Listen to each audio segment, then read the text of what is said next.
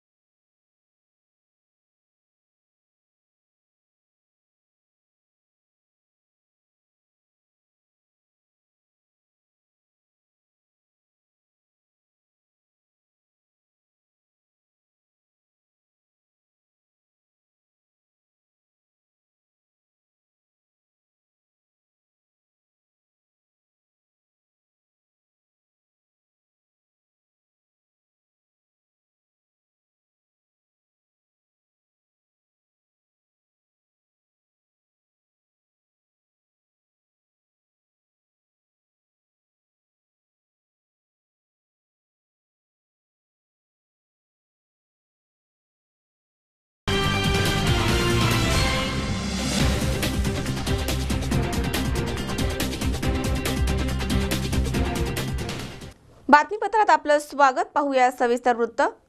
उधारीचे पैसे मागितले म्हणून राहुरी तालुक्यामधील खडांबा येथील 4 जणांनी शहरामधील अख्तर रेडियम या दुकानामध्ये घुसून दुकान मालक आणि त्यांचा मुलगा यांना केबलनं जबर मारहाण केली आहे आणि जीव मारण्याची धमकी दिली आहे।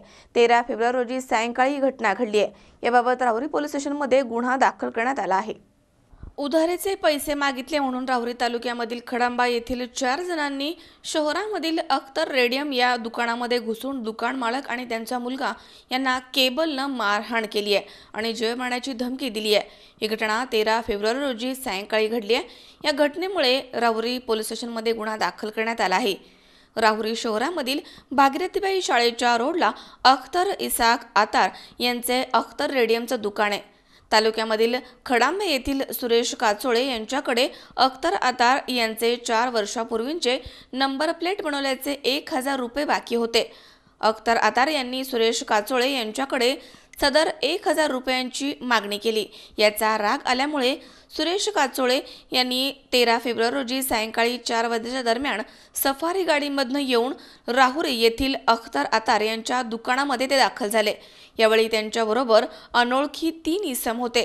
यावेळी सुरेश काचोळे हा फिर्यादी अख्तर आतार यांना म्हणाला की तू माझे उधारीचे पैसे दिले नाहीयेत असा बोभाटा का करतोयस, असं म्हणून आरोपी सुरेश काचोळे आणि त्याचे 3 साथीदार यांनी अनधिकृतपणे दुकानामध्ये शिरले आणि दुकानामधील रेडियम मशीन, कम्प्युटर आणि काउंटरची तोडफोड केली आहे आणि लाखो रुपयांचं नुकसान केलं।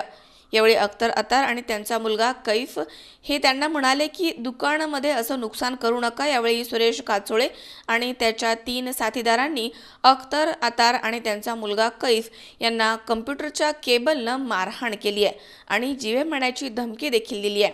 या घटनेमध्ये अख्तर आतार यांचा मोबाईल गहाळ झालाय, त्यांचं लाखो रुपयांचं नुकसान झालं आहे। या घटनेबाबत अख्तर आतार यांच्या फिर्यादीवरनं राहुरी पोलीस स्टेशनमध्ये सुरेश काचोळेसह 3 जणांच्या विरुद्ध गुन्हा दाखल करण्यात आला आहे। पोलीस त्यांचा शोध घेत आहेत। या घटनेचा पुढील तपास पोलीस निरीक्षक हनुमंतराव गाडे यांच्या मार्गदर्शनाखाली सहाय्यक पोलीस निरीक्षक यशवंत राक्षे हे करत आहेत। माझं नाव शेख अख्तर इसाक आतार, राहणार राहुरी। गोकुळ कॉलनीमध्ये माझं रेडियमचं दुकान आहे। राहुरीमध्ये जवळजवळ 30 वर्ष झाले मी काम करतो। 4 वर्षापूर्वी सुरेशराव काचोळे यांच्याकडे माझी नंबर प्लेटची बाकी होती 1000 रुपये. त्यांना मी वेळोवेळी फोन करून सांगितले, मित्रांकडे निरोप दिला, कुठं जरी भेटले तरी सांगायचे का काळजी करू नका, मी पैसे आणून देतो. त्यांनी काय पैसे काय आणून दिले नाही आणि कोणीतरी त्यांना मेसेज दिल्यामुळं रागाने येऊन त्यांनी गाडीमध्ये सफारी टाटा सफारीमध्ये आले 5-6 जण. त्यांनी येऊन माझ्या दुकानात सगळं काउंटर तोडलं, कॉम्प्युटर फेकून दिलं. माझी मशीन आहे रेडियमची 96,000ची, तीसुद्धा उचलून फेकून दिली. माझा मोबाईल माझ्या हातात होता, मी फोन लावत होतो भावाला, तर तो हिसकून घेतला आणि लाथाबुक्क्याने मारहाण केली माझ्या मुलाला आणि मला. आणि तुला जर राहायचं असेल, धंदा करायचा असेल तर ते नीट राहा, आता तुला जातीवाचक शिवीगाळ करून, आई बहिणीवर शिवीगाळ करून ताबडतोब तिथून निघून गेले दुकानातून. तुम्हाला इथं राहून देणार नाही असं त्यांचं म्हणणं आहे. 30 वर्ष झाले आत्तापर्यंत मी कोणाला शिवीसुद्धा दिली नाही. कोणी पैसे दिले, घेतले, नाही दिले तरी मी भाऊदादा करून करतो. फक्त तो म्हणला मी देतो म्हणून मी निरोप पाठवला की तेवढे पैसे द्या. जवळजवळ 4 वर्ष झाले. त्याचा राग येऊन त्यांनी येऊन दुकानात पूर्ण तोडफोड केली, पूर्ण धिंगाणा केला. आणि तुम्ही कसे राहता राहुरीत हे बघतो, आधी धमकी देऊन घ्या. मनोज साळवे सह सतीश फुलसौंदर, C24 तास, राहुरी. पुण्यामध्ये झालेल्या समारंभामध्ये टेक एक्सपर्ट आणि GB ने हाऊस या कंपन्यांमध्ये नॅनो कोटिंग टेक्नॉलॉजी संदर्भात एक सामंजस्य करार संपन्न झालाय. त्यामुळे भारत आणि जर्मनी या 2 देशांमधील मैत्री अधिक घट्ट होण्यास मदत होणार आहे. पुण्यामध्ये झालेल्या समारंभामध्ये टेक एक्सपर्ट आणि GB ने हाऊस या कंपन्यांमध्ये नॅनो कोटिंग टेक्नॉलॉजी संदर्भात एक सामंजस्य करार संपन्न झालाय. त्यामुळे भारत आणि जर्मनी या 2 देशांमधील मैत्री अधिक घट्ट होणार आहे. सरफेस कोटिंग प्लांट्स आणि उपकरणाच्या निर्मिती आणि निर्यात क्षेत्रामध्ये नावलौकिक मिळवलेली टेक एक्सपर्ट ही भारतीय कंपनी सरफेस कोटिंगमध्ये आधुनिक नॅनो टेक्नॉलॉजीच्या वापरासाठी जगप्रसिद्ध असलेली जर्मन कंपनी GB ने हाऊस यांनी संयुक्त उपक्रमाअंतर्गत सामंजस्य करार केला. त्याचा समारंभ पुण्यामध्ये झाला आहे. या कराराला जर्मन स्थित कंपनीचे पदाधिकारी उपस्थित होते. या करारामुळे भारतामधील नॅनो टेक्नॉलॉजी, तंत्रज्ञान आणि कोटिंग या क्षेत्रामध्ये प्रोत्साहन मिळणार आहे. भारतामध्ये आणि जर्मनीमध्ये मैत्रीपूर्ण संबंध निर्माण होणार आहेत. या निमित्तानं या तंत्रज्ञानामुळे काय काय फायदे भारताला होणार आहेत आणि हा करार नेमका काय आहे याविषयी जाणून घेऊयात. Our product, because we improve the health and safety of millions and practically 1 point something billions of people in India by making sure that in hygienic sensible areas like hospitals, like schools, like kindergartens, we simply prevent germs from spreading, bacteria from spreading. That is what our products do and how we are in the market here. Basically, it feels great. From a business perspective, it feels very, very reliable. From a personal perspective, I have to say, I really like working with that company because I like my friend GB and I like to be in India. I like the country, I like the people. And that's, I think, the most fundamental things if you start business somewhere, especially with a different company and a different culture, that you have trust, and that's what is between us. So I'm looking forward to it and I like it. That's a very a question I wasn't expected to get. What can I say about GB? He's a very, very reliable guy. I like the way he is doing his business, how hard he is working, how determined he is.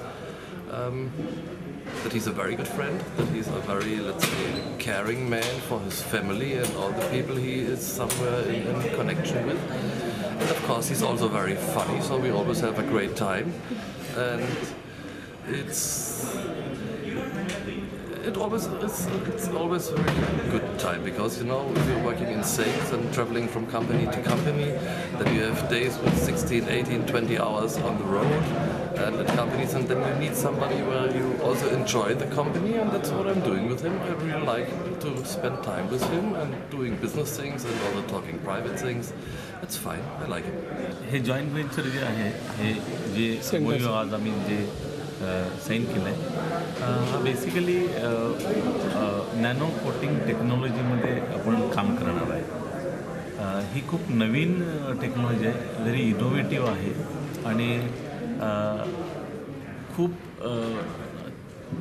Thin आणि transparent अशा पद्धतीचं coating आपण करणार आहे वेगवेगळ्या सरफेसवरती. For example glass असेल किंवा metal असेल किंवा प्लास्टिक असेल, असे जे काही सरफेसेस आहेत त्या सरफेसवरती आपण थिन आणि ट्रान्सपरंट कोटिंग करून त्याच्यावरती प्रॉपर्टीज येणार आहेत की अँटी मायक्रोबियल आहे, हायड्रोफोबिक आहे, अँटी स्क्रॅच आहे. So those property will be available, it will be functional on those surfaces. आणि त्याचा काय उपयोग होणार आहे तर खूप लोक एखाद्या ठिकाणी जातात आणि एखाद्या वस्तूला अनेकदा स्पर्श करतात, त्यामुळं ते बॅक्टेरिया जे आहेत ते तिथून स्प्रेड होऊन लोकांना व्हायरल आणि बॅक्टेरिया जे डिसीज होतात तर ते डिसीज होणार नाहीत. कारण आपण ती जी वस्तू आहे, समजा डोर नॉब आहे, हॉस्पिटलचं दरवाजा आहे आणि दरवाजाला तो हँडल आहे आणि त्या हँडलला धरून बरेच लोक ये जा करतात, तो आपण हँडलच कोट करणार आहे. तर त्यामुळं द मोमेंट एखादा बॅक्टेरिया त्या हँडलच्या संपर्कात येईल त्या सरफेसच्या, तो मरून जाईल, इट विल बी डिस्ट्रॉईड. ह्या दोन कंपन्यांच्या साहाय्यानं हे तंत्रज्ञान हे जर्मनीचं आहे आणि ते तंत्रज्ञान आपण इथं येऊन एकत्र करून इथं आपण हे तयार करणार आहे.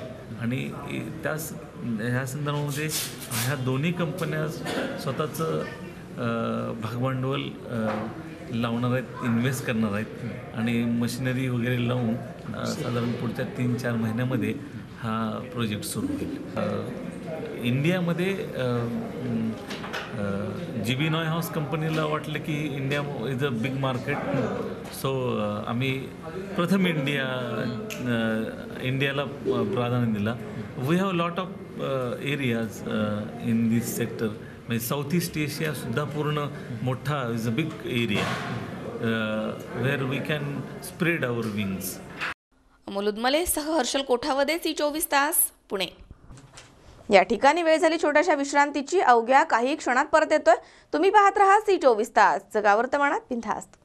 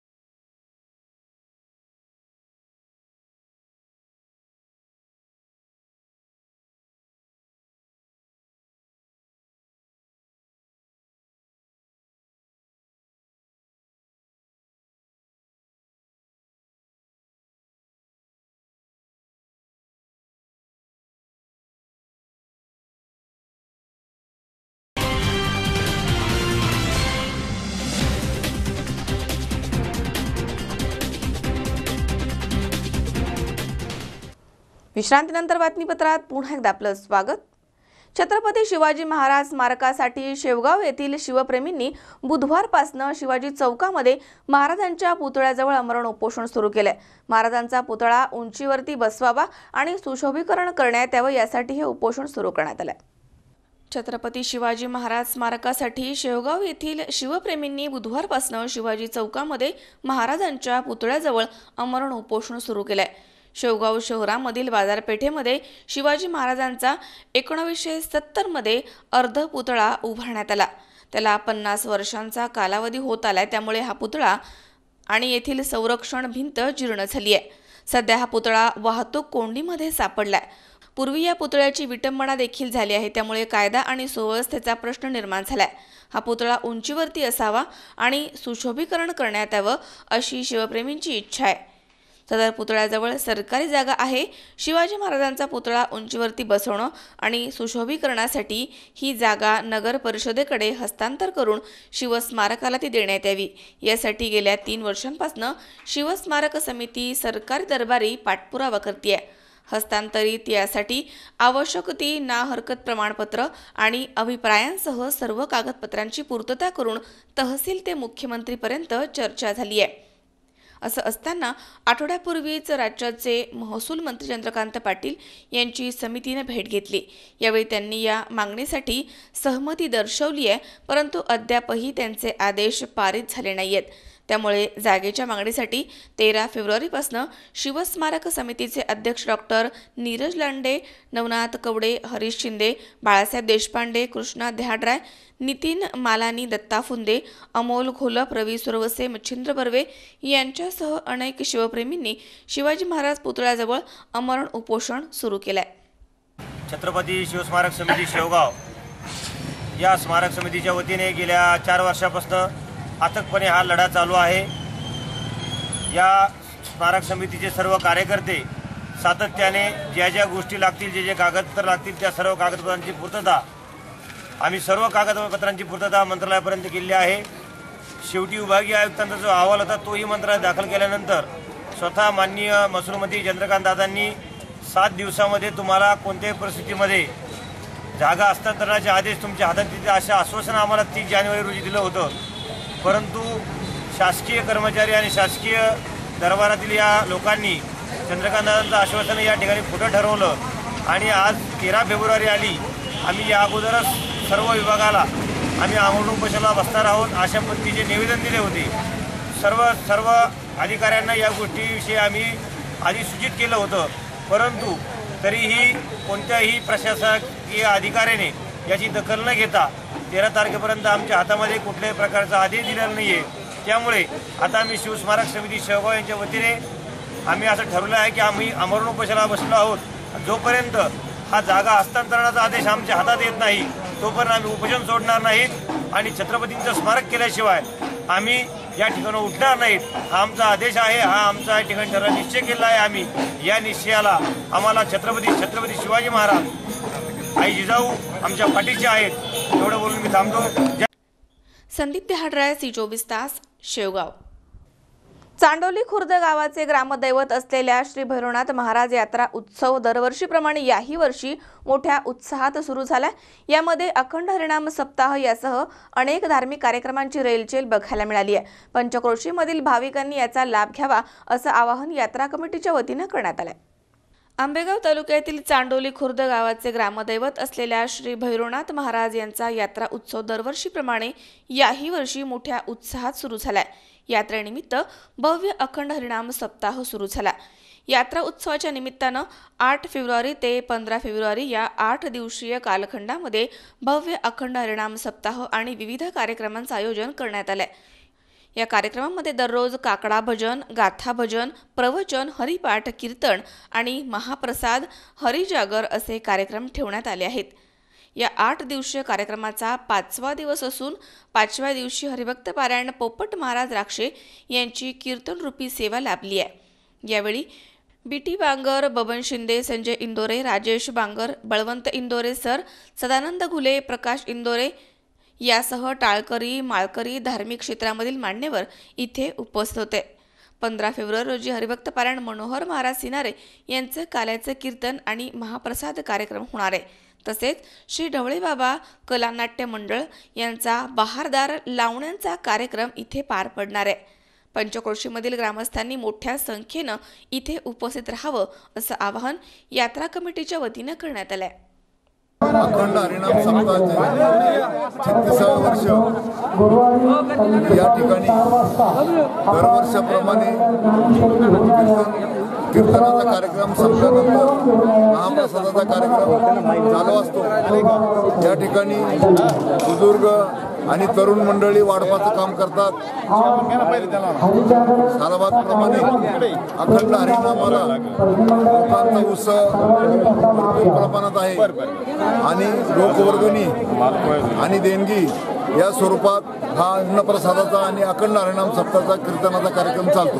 दयानिधी संतते या वृत्तीप्रमाणे गेले 36 वर्षापूर्वी या अखंड हरिनाम सप्ताहाची या गावामध्ये सुरुवात झाली. इवलेसे रोपं लावेले द्वारे त्याचा वेलू गेला गगनावर या वृत्तीप्रमाणे ग्रामस्थांच्या उदार देणगीतून आणि सप्ताह कमिटीच्या योग्य मार्गदर्शनाखाली भैरवनाथ प्रासनी भक्ती मंडळाच्या माध्यमातून या गावाचा सप्ताहाने थोड्याच अवधीमध्ये तालुक्यामध्ये एक चांगल्या प्रकारचा सप्ताह होण्याचा मान मिळवला आणि याच कालावधीमध्ये आंबेगाव तालुक्याच्या वैभवामध्ये भर घालणारं श्री काळ भैरवनाथाचं मंदिर मोठ्या दिमाखानं उभं राहिलं. त्यामध्ये सुद्धा अनेक ग्रामस्थांचं मोठं सहकार्य लाभलं. गेली जवळजवळ स्वप्नील जाधव, C24 तास, मंचर. 5 फेब्रुवारी ते 12 फेब्रुवारी दरम्यान चिखली घाट घुटेवाडी इथे ज्ञानेश्वर पारायण सोहळा संपन्न झालाय. पंचक्रोशीमधील भाविक भक्तांनी या सोहळ्याचा लाभ घेतलाय. अनेक कीर्तनकारांची कीर्तने इथे संपन्न झाली आहेत. चिखली घाट घुटेवाडी इथे 5 फेब्रुवारी ते 12 फेब्रुवारी दरम्यान ज्ञानेश्वरी पारायण सोहळा संपन्न झाला आहे. या ठिकाणी पूर्वी नियोजित कत्तलखाना सुरू होणार होता, परंतु आनंदाश्रम स्वामी महाराज यांनी 2000 ते 2001 साली स्वतः लक्ष घालून सर्व गावामधील गावकरी यांना एकत्र करून मोठं धार्मिक आंदोलन केलं होतं. इथे गोधनाची मोठी कत्तल होऊन हिंदू धर्मामध्ये पवित्र मानल्या जाणाऱ्या गायीची आणि गोवंशाची हत्या मोठ्या प्रमाणावर होणार होती. रक्ताचे पाट इथे वाहिले असते. अनेक पशु पक्षी यांचे बळी इथे गेले असते. धर्माचं पालन करणं, पाखंड खंडन हेची आम्हा करणे काम, बीज वाढवावे नाम या ओवीनुसार स्वामींनी पंचक्रोशीमधील भाविकांना गावकऱ्यांना बरोबर घेऊन मोठा धार्मिक लढा उभारला होता. स्वामींनी स्वतःहून लिहून ठेवलं आहे की घाटामध्ये ज्ञानेश्वरी पारायण करणं तो योग 16 वर्षांनी आलाय. या सोहळ्यामध्ये 1008 जण महिला पुरुष हे ग्रंथराज ज्ञानेश्वरी वाचनासाठी बसले होते. या सोहळ्यामध्ये नामवंत कीर्तनकारांनी आपली सेवा अर्पण केली आहे. यामध्ये दत्तात्रय झरेकर महाराज, बाळकृष्ण दळवी महाराज, विकासानंद मिसाळ महाराज, पांडुरंग गाडेकर महाराज, भूषण महाराज महापुरुष, कालिदास महाराज, रामचंद्र दरेकर महाराज, दिलीप कुलकर्णी महाराज, डॉक्टर नारायण जाधव महाराज, पांडुरंग क्षीरसागर महाराज आदी कीर्तनकार मंडळींनी कीर्तनरूपी सेवा दिली आहे. पंचक्रोशीमधील गावकऱ्यांनी अन्नदानाचा भार उचलून मोठ्या प्रमाणावरती अन्नदान महायाग घडवून आणलाय.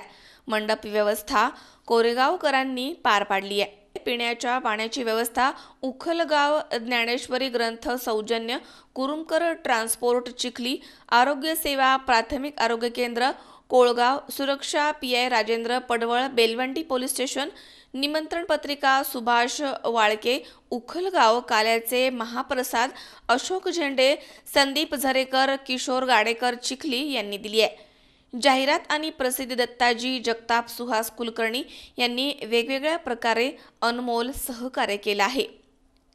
काल्याचं कीर्तन मंगळवारी 12 फेब्रुवारी रोजी हरिभक्त पारायण पांडुरंग महाराज क्षीरसागर यांचं झालंय. नर्मदा जयंती निमित्तानं कार्यक्रमाची सांगता कन्या भोजन महाप्रसादानं झाली आहे. यासाठी दत्तात्रय झरेकर महाराज, मनमोहन सिंगजी कोचर, रामचंद्र दरेकर महाराज, दिलीप कुलकर्णी या मंडळींनी संयोजकांची भूमिका पार पाडली आहे. स्वामींच्या संकल्पनेमधील आणि इच्छेतील ग्रंथराज ज्ञानेश्वरी पारायण सोहळा पहिल्यांदाच संपन्न होतोय. तालुक्यामधील सुरेगाव, घुटेवाडी, चिखली, कोरेगाव, उखलगाव, मुंगुसगाव, विसापूर, कोळगाव, लगडवाडी, पांढरेवाडी, भापकरवाडी, खडकी, पिंपळगाव आदी पंचक्रोशीमधील भाविकांनी सहकार्य करून या सुवर्ण संधीचा लाभ घेतलाय. श्रीमद परमहंस आनंद आश्रम स्वामी महाराज श्री क्षेत्र सुरेगाव यांची अखंड समाधीधन असणारी भूमी आहे. या भूमीमध्ये जन्मभूमी, कर्मभूमी, मायभूमी आणि ही मोठे असणारी धर्माची भूमी कार्य ज्यांनी केलं आणि हरिभक्तीचंही कार्य ज्यांनी केलं, वारकरी संप्रदाय आणि संन्यासी परंपरा या दोनही परंपरा ज्यांनी स्वतःच्या जीवनामध्ये ज्यांनी अवलंबल्या आणि स्वतःच्या जीवनामध्ये त्या दोन्हीचा अंगीकार केला आणि जगाला वारकरी संप्रदाय भक्ती शिकवली असे असणारे श्रीमद परमहंस आनंद आश्रम स्वामी महाराज हे आणि त्यांचे सर्व भक्त या ठिकाणी या चिखली घाट घुटेवाडी परिसरामध्ये जे धर्माचं कार्य उभा आज आहे त्याचं कारण असं आहे की कत्तलखाना विरोधी आंदोलन आणि लढा तो स्वामी महाराज असताना 2001 साली हा लढा देण्याचं काम या पंचक्रोशीनं विशेषतः चिखली ग्रामस्थांचा यामध्ये सिंहाचा वाटा आहे. म्हणून चिखली ग्रामस्थ आणि तालुका श्रीगोंदा पंचक्रोशीतील सर्व भाविक भक्त, वारकरी मंडळी, महाराज मंडळी, स्वामी भक्त ही सर्व मंडळी त्यावेळेस लढ्यामध्ये सामील झाली आणि सर्वांनी लढ्यामध्ये सामील होऊन स्वामींचा शब्द सांभाळलेला आहे. स्वामींच्या बरोबर उभा राहिले. स्वामींची शक्ती सगळ्यांबरोबर होती म्हणूनच तो लढा परिपूर्ण झाला आणि पार झाला आणि त्या लढ्याला सगळ्यांनी विशेष करून विरोध केला आणि या ठिकाणी होणारा कत्तलखाना रद्द झाला. म्हणून आज एवढ्या वर्षानंतर 16 वर्षानंतर समाधी झाली. म्हणजे 2002ला स्वामी महाराजांनी स्वतःचा देह त्यांचा ठेवला आणि त्यांची समाधी श्री क्षेत्र सुरेगाव या जवळच असणाऱ्या क्षेत्रात झाली आणि 16 वर्षानंतर उदयाला आलेलं हे कार्य आज उभं आहे. ज्ञानेश्वरी पारायण सोहळा आणि त्यांची वचनपूर्ती, माझी ज्ञानेश्वरी माझी शिदोरी, हीच वचनपूर्ती खरी, हा संकल्प आज या सर्व स्वामी भक्तांच्या समवेत सर्वांच्या उपस्थितीत संपन्न होतोय. याचा आम्हाला आनंद आहे.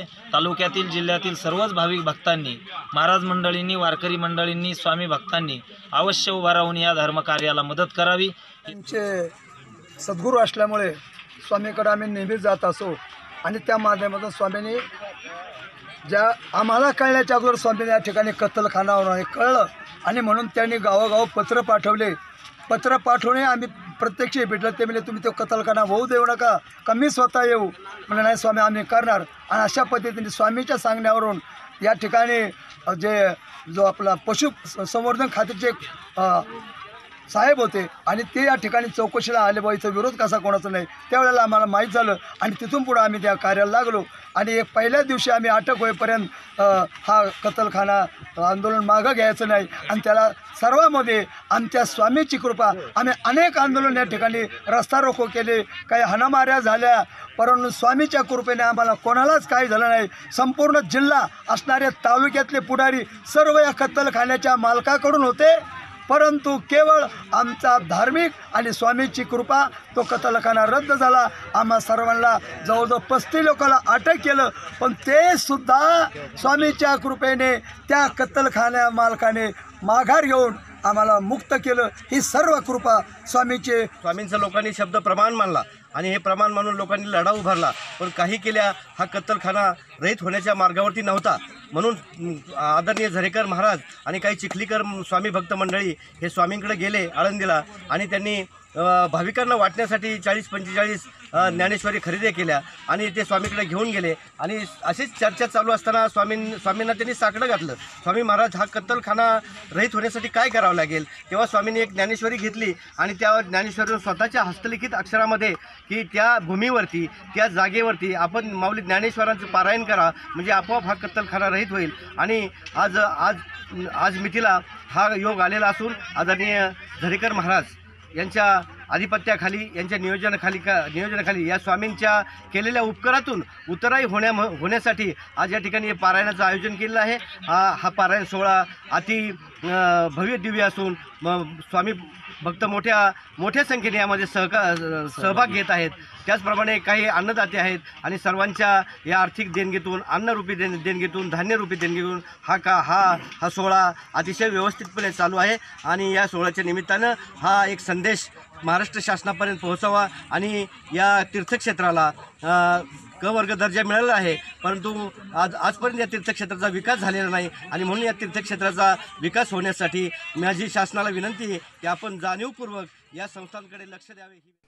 सुहास कुलकर्णीसह अमोल उदमले, C24 तास, श्रीगोंदा. या ठिकाणी पुन्हा एकदा वेळ झाली छोट्याशा विश्रांतीची. अवघ्या काही क्षणात परत येतोय. तुम्ही पाहत राहा C24 तास, जगा वर्तमानात बिनधास्त.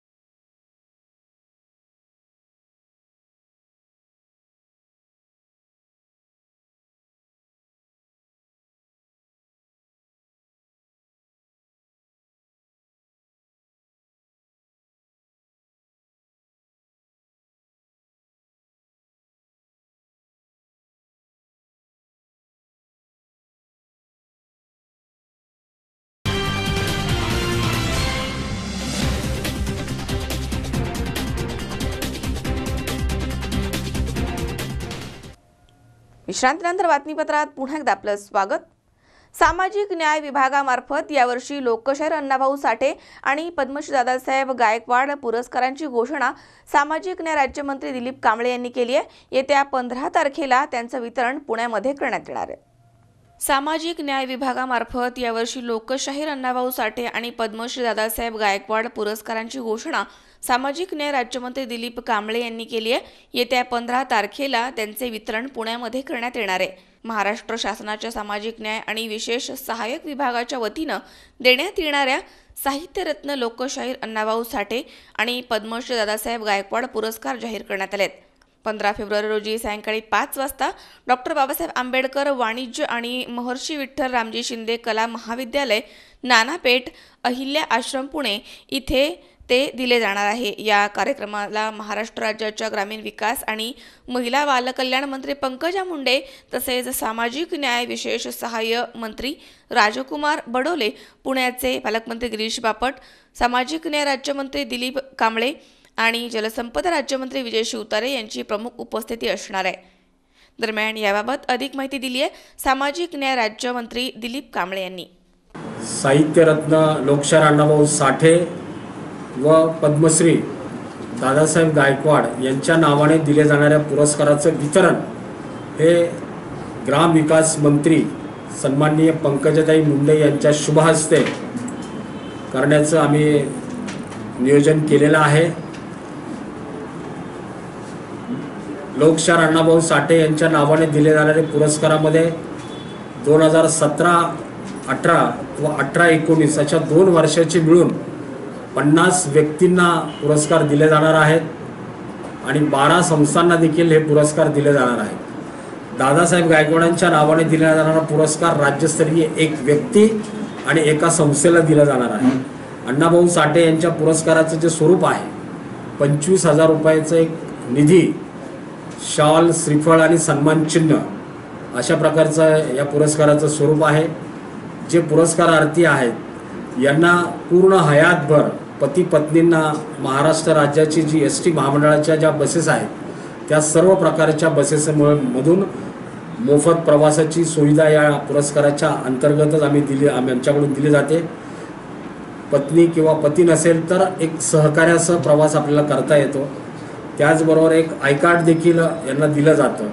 मंत्रालयीन कामकाजासाठी जर आपल्याला माहिती आहे की थोडंसं लाईनीत उभं राहावं लागतं, त्याचा पास काढावा लागतो, परंतु या सन्माननीय व्यक्तींना आय कार्ड दाखवल्यानंतर मंत्रालयात किंवा कुठल्याही शासकीय कार्यालयात प्राधान्याने प्रवेश दिला जाईल अशा प्रकारची सुविधा याच्यामध्ये आहे. शासकीय जे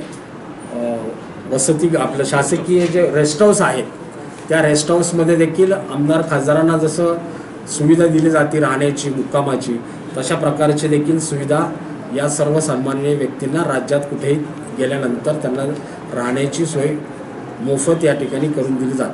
अमोल उदमले सह हर्षल कोठावदे, C24 तास, पुणे. सगळीकडे 14 फेब्रुवारी म्हणजे व्हॅलेंटाईन डे हे तरुण तरुणी साजरे करत असतात. मात्र सांगलीमध्ये युवा पिढीनं शहीदांचा व्हॅलेंटाईन डे साजरा करून तरुणांना देशावरती प्रेम करण्याचा संदेश दिलाय. सांगली सोशल वर्कर फाउंडेशनच्या वतीनं सलग 9व्या वर्षी हा उपक्रम राबवण्यात आलाय. एकीकडे तरुण पिढी गुलाबी व्हॅलेंटाईन डे साजरा करते तर दुसरीकडे सांगलीमधील युवा पिढीनं शहीदांचा व्हॅलेंटाईन डे साजरा करत तरुणांना देशावरती प्रेम करण्याचा संदेश दिला आहे. सांगलीच्या सोशल वर्कर फाउंडेशननं सलग 9व्या वर्षी हा उपक्रम हाती घेत आजच्या भटकत चाललेल्या तरुण पिढीला शहीदांच्या प्रती नतमस्तक केलंय.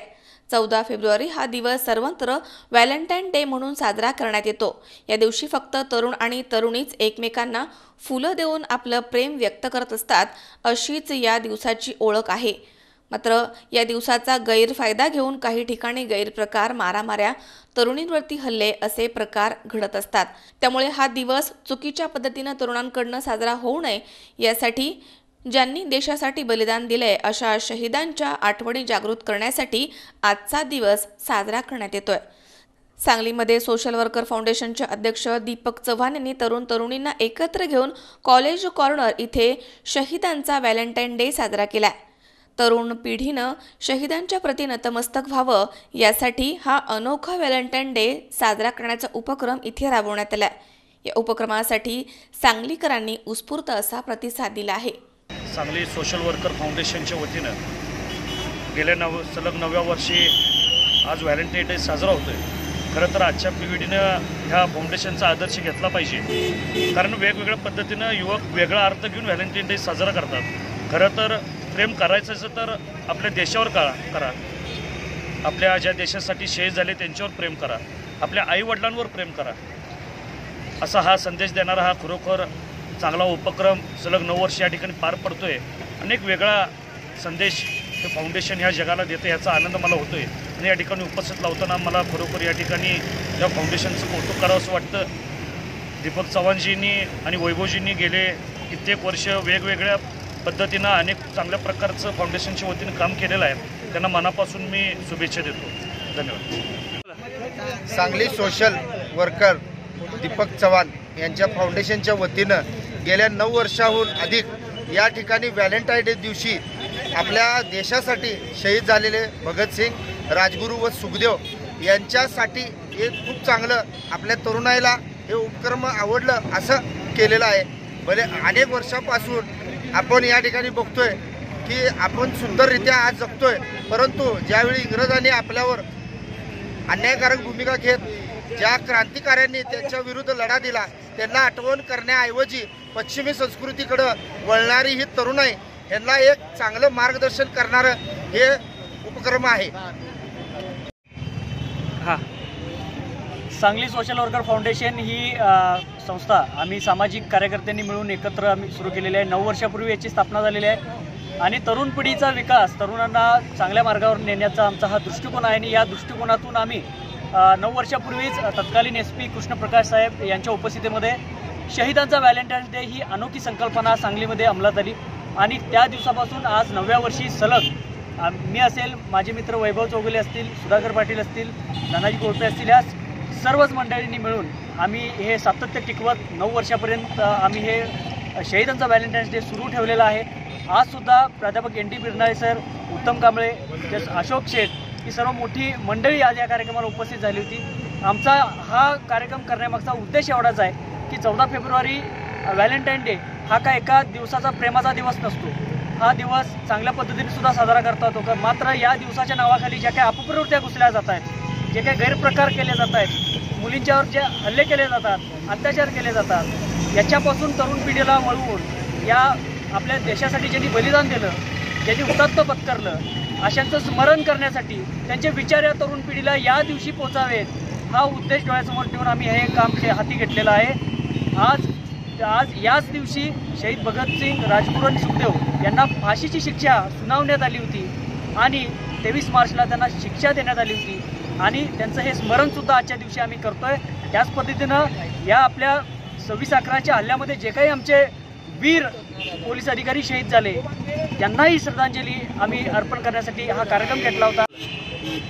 सांगलीचे तत्कालीन SP कृष्णप्रकाश यांच्या काळापासून म्हणजे गेली 9 वर्ष सांगली सोशल वर्कर फाउंडेशन या संस्थेच्या वतीनं कॉलेज कॉर्नर परिसरामध्ये व्हॅलेंटाईन डे साजरा होतो. संबंध देशाला अभिमान वाटावा, माणुसकीला अभिमान वाटावा आणि अशा प्रकारे राष्ट्रप्रेम जागृत व्हावा यासाठी या सोशल फाउंडेशनचा उपक्रम व्हॅलेंटाईन डेचा हा रचनात्मक उपक्रम आहे. सध्या कॉलेजमध्ये शिकणाऱ्या मुलांना जी प्रेमात आंधळी होऊन करिअर बाद करून घेतात त्या विद्यार्थ्यांना झणझणीत डोळ्यामध्ये अंजन घालणारा अशा प्रकारचा हा उपक्रम आहे. भारताला स्वातंत्र्य मिळवून देणाऱ्या भगतसिंग, राजगुरू, सुखदेव असतील किंवा मुंबईवरती जो हल्ला झाला अतिरेक्यांचा त्यामध्ये बळी गेलेले शहीद असतील, या व्यक्तींच्या कार्याबद्दल अभिमान बाळगण्याचा हा दिवस आहे.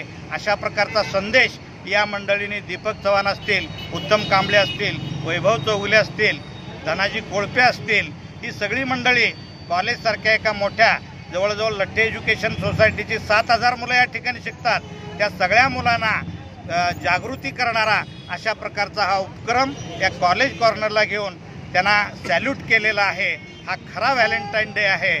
माणसावर प्रेम करा, प्राणीमात्रावर प्रेम करा, उत्तम करिअर करा, देशाशी एकनिष्ठ राहा. बाबासाहेब आंबेडकर, महात्मा फुले, शाहू, छत्रपती शिवाजी महाराज यांचं चरित्र वाचा, त्यांचे विचार घ्या. हा एक प्रकारचा व्हॅलेंटाईन डे साजरा केल्यासारखा आहे. म्हणून या ठिकाणी मी या महापुरुषांना सॅल्यूट करत असताना हा चांगला उपक्रम घेतल्याबद्दल या सगळ्या मंडळींना धन्यवाद देतो. प्राध्यापक ND बिरनाळे, उपप्राचार्य श्रीमती कस्तुरबाई वालचंद महाविद्यालय सांगली. गणेश चव्हाण, C24 तास, सांगली. वसमत शहरामध्ये मागील 2 दिवसांपासून इस्तेमा कार्यक्रम मोठ्या उत्साहात संपन्न होतो. यामध्ये हिंगोली, परभणी जिल्ह्यामधनं लाखोच्या संख्येनं मुस्लिम बांधव सहभागी झाले आहेत. वसमत शहरामध्ये मागील 2 दिवसांपासून इस्तेमा कार्यक्रम मोठ्या उत्साहात साजरा होत आहे. यामध्ये हिंगोली, परभणी जिल्ह्यामधनं लाखोंच्या संख्येनं मुस्लिम बांधव सहभागी झाले आहेत. हा मंगलमय सोहळा मोठ्या थाटामाटामध्ये उत्साहात पार पडलाय. यामध्ये 100 जोडपी विवाहबद्ध झाली आहेत. या इस्तेमा कार्यक्रमाला हिंगोली, परभणी जिल्ह्यामधनं मुस्लिम बांधव उपस्थित राहिल्याचं पाहायला मिळालंय. या कार्यक्रमासाठी येणाऱ्या प्रत्येक बांधवाची विशेष व्यवस्था करण्यात आली आहे. यामध्ये आरोग्य सुविधा, पाण्याची व्यवस्था, वसमत शहरामध्ये येणाऱ्या प्रत्येक बस, गाड्या आदी वाहनांमधील प्रवाशांना पाणी वाटप, फराळाचं वाटप सुद्धा ठिकठिकाणी करण्यात आलंय. इस्तेमा कार्यक्रमाला येण्यासाठी विशेष स्वागताची तयारी सुद्धा करण्यात आली होती. त्यासाठी स्वयंसेवकांनी अहोरात्र मेहनत घेतली आहे आणि आपलं काम पाहिलंय. यामध्ये दुपारच्या सत्रामध्ये मौलाना अहमद अली युसुफ यांचं प्रवचन झालं आहे. मुस्लिम समाज बांधवांमध्ये प्रमुख मौलाना यांच्या उपस्थितीमध्ये हा आनंददायी सोहळा पार पडलाय. उमेश चक्कर पाटील, C24 तास, हिंगोली. या ठिकाणी पुन्हा एकदा वेळ झाली छोट्याशा विश्रांतीची. अवघ्या काही क्षणात परत येतोय. तुम्ही पाहत राहा C24 तास, जगा वर्तमानात बिनधास्त.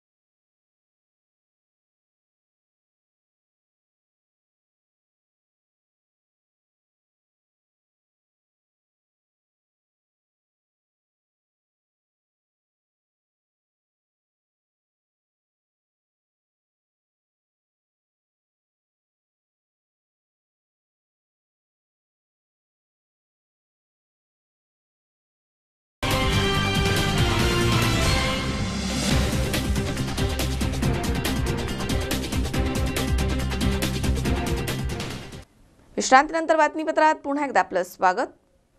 आपण जर सोन्याची अंगठी घालत असाल तर तोतया CID कडनं सावध राहा. कारण नॉन करप्टेड पोलीस अधीक्षक यांच्या काळामध्ये विविध पोलीस ठाण्याच्या हद्दीमध्ये या घटना घडत आहेत. अशीच एक घटना गोरेगाव पोलीस ठाण्याच्या हद्दीमध्ये घडली आहे. हिंगोली जिल्ह्यामधील कनेरगाव नाका येथील एका सेवानिवृत्त शिक्षकाची तोतया CIDनं फसवणूक केली आहे. यामध्ये सेवानिवृत्त शिक्षकाचं नाव कान्होजी अर्जुनराव काळदाते असं आहे. यामध्ये सेवानिवृत्त शिक्षकाच्या हाताच्या बोटामधील सोन्याची अंगठी घेऊन मोठा गंडा घालण्यात आलाय आणि शिक्षकाच्या हातामध्ये चक्क खडा देत पोबारा करण्यात आलाय. सेवानिवृत्त शिक्षकांनी तक्रार नोंदवली आहे. मात्र पोलिसांनी सुद्धा फिर्याद देणाऱ्या शिक्षकाची चौकशी सुरू केली आहे आणि एवढंच नव्हे तर 6 दिवसांनी पोलिसांनी गुन्हा दाखल केला आहे. त्यामुळे पोलिसांच्याबद्दल संभ्रम निर्माण झालाय असं सेवानिवृत्त शिक्षक काळदाते यांनी सांगितलंय. मागील काही दिवसांपासून गोरेगाव पोलीस हद्दीमध्ये वाटमारीचे प्रकार मोठ्या प्रमाणात वाढले आहेत. तर चोरटे आपले नवनवीन फंडे वापरून अनेकांची इथे लूट करतायत. असे प्रकार इथे सर्रासपणे उघड होत आहेत. अशा प्रकारचे गोरेगाव पोलीस ठाण्यामध्ये मोठ्या प्रमाणात गुन्हे देखील दाखल झाले आहेत. मात्र अजून तरी गोरेगाव पोलीस चोरट्यांना पकडू शकले नाहीयेत. वास्तविक पाहता शिस्तबद्ध असलेले पोलीस अधीक्षक यांनी या प्रकरणावरती आळा बसवण्यासाठी संबंधित पोलीस ठाण्याला सूचना देणं आवश्यक आहे. मात्र तसं होत नसावं की काय, त्यामुळेच इथे लुटमारेच्या घटनांमध्ये प्रचंड वाढ झाली आहे. जणांना हात दिला, अनोळखी माणूस होता, हात दिल्याच्या नंतर मी तिथे गेलो, त्याच्याकडे गेलो आणि त्याच्याकडे गेल्यानंतर त्यानं सांगितलं की मी CID पोलीस खात्याचा CID ऑफिसर आहे, राम शिंदे याचा खून झाला, त्याच्या प्रकरणात काय करायला लागलो की मी संशयिताचा शोध घ्यायला लागलो की त्याच्याजवळ काही निघते का. त्यामुळे मी त्याच्या आहारी गेलो आणि त्यानं सांगितलं की बा तुम्ही असं काही फिरू नका, खिशात पैसे घालून हातात अंगठी घालून. मग मी माझ्यासमोर त्यांना मला सांगितलं की अंगठी काढा, कागदात गुंडाळली त्यांनी, दस्ती त्याच्याच बांधून दिली मला आणि टोपीत ठेवली. टोपीत ठेवल्यानंतर ते म्हणे जा आता तुम्ही फिरू नका म्हणे. मग मी मधातच एका दुकानावर किराणा जोशीच्या दुकानावर म्हणलं आपण बोडखं कधी जात नाही, बोडखं फिरू नये. मग त्याच्या काउंटरवर दस्तीचा इथे पुटली ठेवली, सोडली तर कागदात अंगठीऐवजी खडा दिसला. मग मला असं की थोडंसं मी घाबरलो. तसंच घरी धावत आलो, माझ्या नातवाला गाडी घ्यायला आली, मी आडगावपर्यंत पाठलाग केला त्याचा. आता पाठलाग केला पण तो काय आम्हाला तिथपर्यंत सापडला नाही. मग आम्ही परत आलो तर आम्ही घरी नाही येता सरळ पोलीस चौकीत गेलो आणि अर्ज वगैरे लिहिला, तक्रार सांगितल्यानंतर आता त्यांनी तक्रार घ्यायची, FR फाडायचा, गुन्हेगार म्हणजे आरोपी कसा होता, गुन्हेगार कसा होता का होता ते न विचारता माझीच उलट तपासणी सुरू केली. तुम्ही जे फिरलेच कसे, तुम्ही फसलेच कसे. आता काय सांगायचं, फसले कसे. मी पोलिसाच्या नेहमी संपर्कात असतो, SP पासून असतो, पुन्हा DYSP असेल, PSI असेल, याच्या संपर्कातला माणूस. मग मी भरोसा ठेवायला पाहिजे का नाही.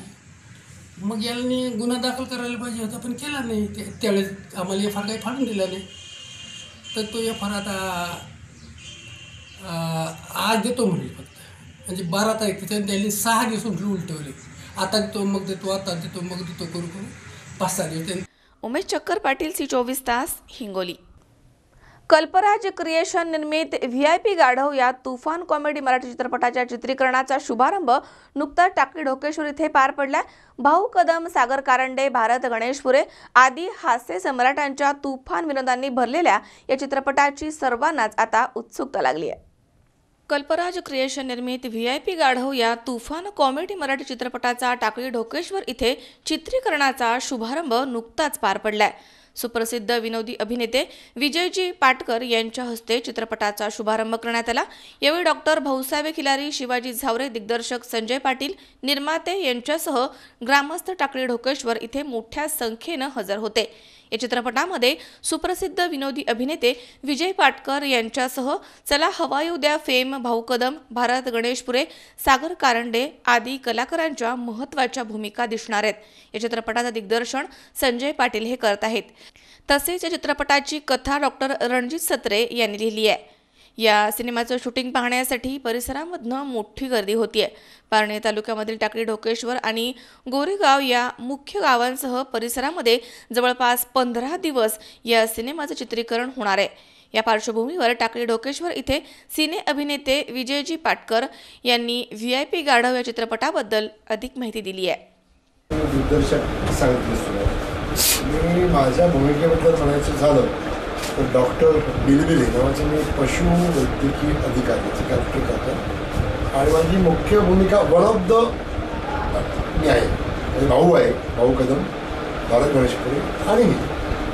तेही सुद्धा मुख्य भूमिकेत खरा आहे तो भाऊ कदम. त्याच्या भोवती आणि गाढवणी त्याचे गाढव आणि भाऊ याच्या भोवती ही कथा आहे. त्याच्याकडे मी कॅरेक्टर आहे पण ते फार मजेशीर आणि फार महत्त्वाचं कॅरेक्टर. त्याचं मी सगळं श्रेय निर्माता दिले, दिग्दर्शक संजय पाटील यांना दिली. एक चांगली भूमिका मला दिली. एक बऱ्याच दिवसांनी स्लॅपस्टिक कॉमेडी जी माझी स्टाईल आहे ती करण्याचा मला एक संधी मिळते आणि मी ती मी फार आनंद त्याचा घेतो आहे. आणि बरेच सीन आहेत, धमाल सीन लावून मला करायचे. जस्ट 2 दिवस झाले, कारण आजचा दिवस झाला, अर्धा दिवस झाला आणि बरेच सीन मला करायचे. भाऊ कदमबरोबर माझे सीन्स आहे. भाऊ कदमबरोबर तसं म्हणायला गेलं तर मी पहिल्यांदा काम करणार आहे.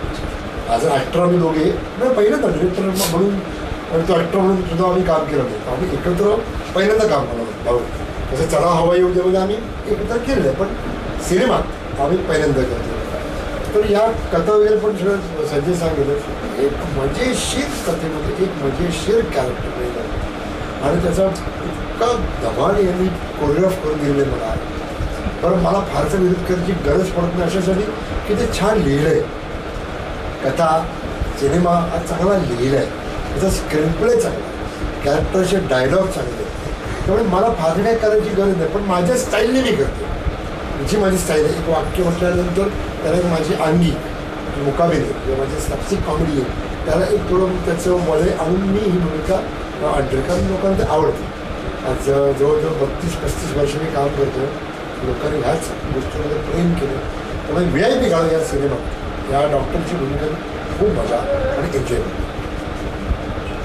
चित्रपटातून गेलेले कलाकार, अनेक कलाकार हिंदी चित्रपटात गेले आणि हिंदी चित्रपटात गेल्यानंतर हिंदी चित्रपटामध्ये सुद्धा चांगल्या भूमिका म्हणजे महत्त्वाच्या भूमिका केलेल्या आहेत.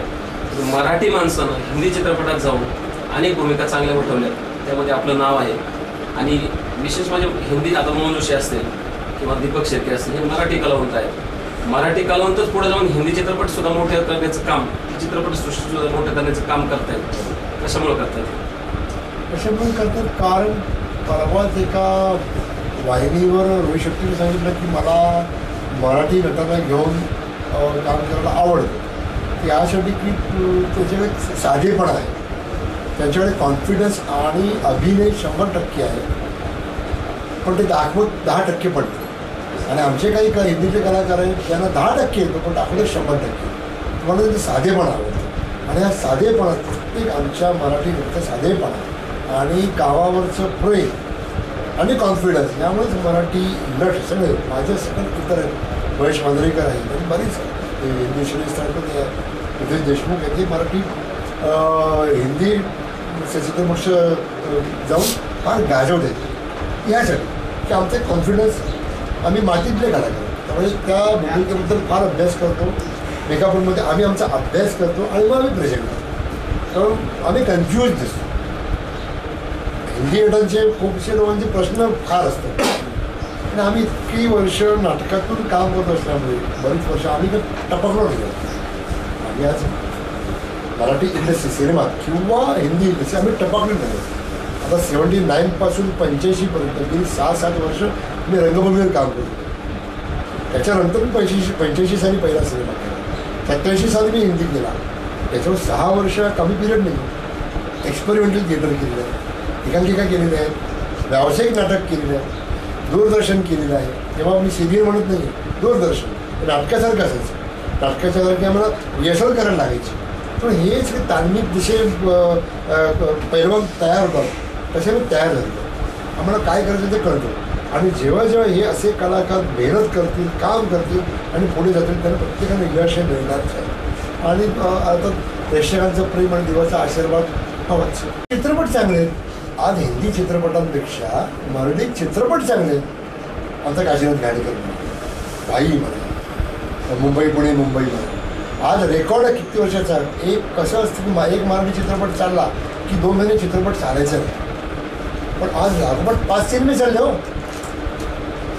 आणि डॉक्टर काशीनाथ घाणेकर, मुळशी पॅटर्न, मुंबई पुणे मुंबई, नाळ आणि आणखी असे 5 चित्रपट चालले लागोपाठ.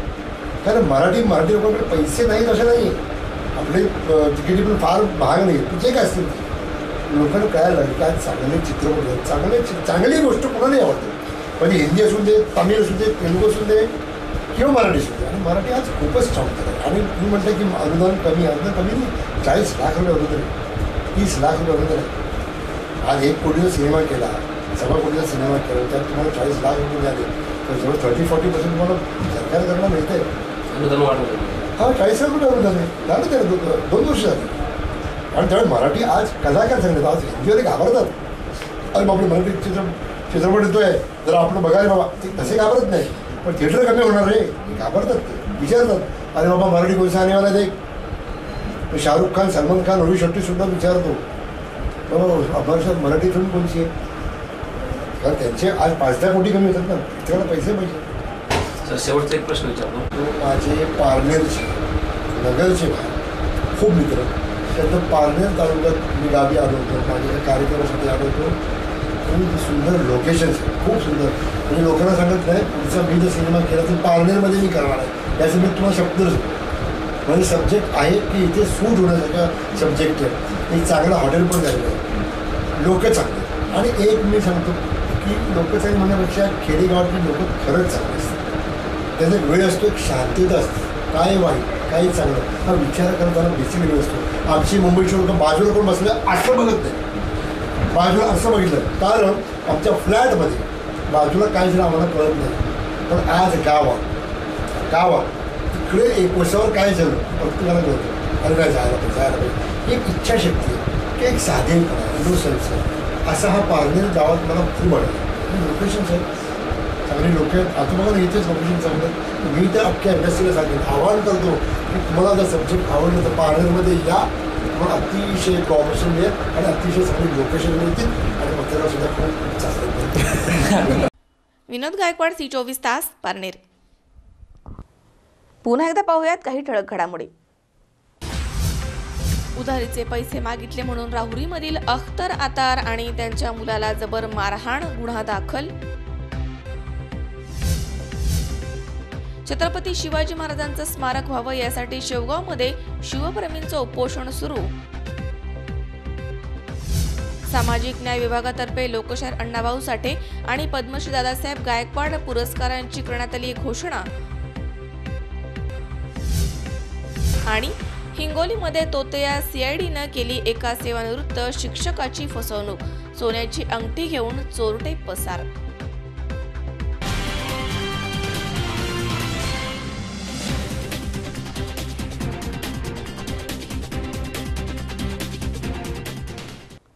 याचबरोबर बातमीपत्रात आज वेळ झाली इथेच थांबण्याची. ताज्या अपडेटसाठी बघत रहा C24 तास, जगा वर्तमानात बिनधास्त.